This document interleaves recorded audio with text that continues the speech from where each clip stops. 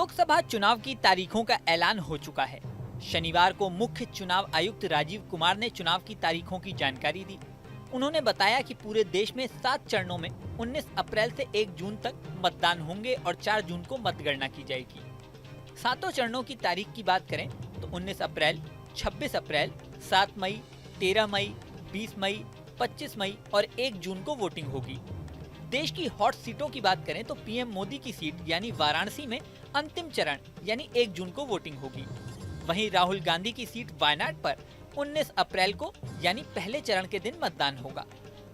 देश की बड़ी हॉट सीटों में से एक अमेठी में 5वें चरण यानी 20 मई को मतदान होगा। इस सीट पर बीजेपी की स्मृति ईरानी सांसद हैं। राहुल गांधी इस बार इस सीट से चुनाव लड़ेंगे या नहीं, ये अभी तक साफ नहीं है। कभी मुलायम सिंह जिस सीट से सांसद थे उस मैनपुरी सीट पर 7 मई को चुनाव होगा। इस बार यहां पर सपा से डिंपल यादव मैदान में हैं। गुजरात की गांधीनगर सीट पर अमित शाह सांसद हैं और फिर से मैदान में हैं। यहां पर तीसरे चरण में यानी 7 मई को वोट डाले जाएंगे। बीजेपी के प्रमुख लीडर नितिन गडकरी की सीट नागपुर में पहले ही चरण यानी 19 अप्रैल को वोटिंग होगी। मध्य प्रदेश की गुना सीट पर 7 मई को वोटिंग होगी। यहाँ बीजेपी से ज्योतिरादित्य सिंधिया मैदान में हैं, जो कभी कांग्रेस के प्रमुख नेता हुआ करते थे। 20 मई को लखनऊ में वोटिंग होगी। यहाँ से रक्षा मंत्री राजनाथ सिंह ताल ठोक रहे हैं। रायबरेली सीट पर भी 20 मई को ही चुनाव होगा।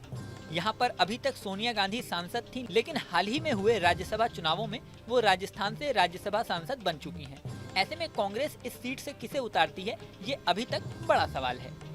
इस सीट पर बीजेपी और कांग्रेस दोनों ने ही पत्ते नहीं खोले हैं, लेकिन दोनों ही तरफ से मजबूत उम्मीदवारों के उतरने की उम्मीद है। केरल की राजधानी तिरुवनंतपुरम में कांग्रेस के बड़े चेहरे शशि थरूर ताल ठोक रहे हैं। यहाँ पर 19 अप्रैल को वोटिंग होगी। मध्य प्रदेश की छिंदवाड़ा सीट पर भी लोगों की नजरें लगी हुई हैं। नकुल नाथ को कांग्रेस ने इस बार मैदान में उतारा है। इस सीट पर भी 19 अप्रैल को वोटिंग होगी। राजस्थान की जालौर सीट पर अशोक गहलोत के बेटे वैभव गहलोत को कांग्रेस ने टिकट दिया है। इस सीट पर दूसरे चरण यानी 26 अप्रैल को वोटिंग होगी। उत्तर प्रदेश के बदायूं में सपा के प्रमुख चेहरों में शुमार रहे शिवपाल यादव मैदान में हैं। यहां 7 मई को वोटिंग होगी। पश्चिम बंगाल के मुकाबलों पर भी इस बार राजनीतिक विश्लेषकों की खास नजर है। यहाँ की बहरामपुर सीट पर 13 मई को वोटिंग होगी। यह कांग्रेस का गढ़ माना जाता है।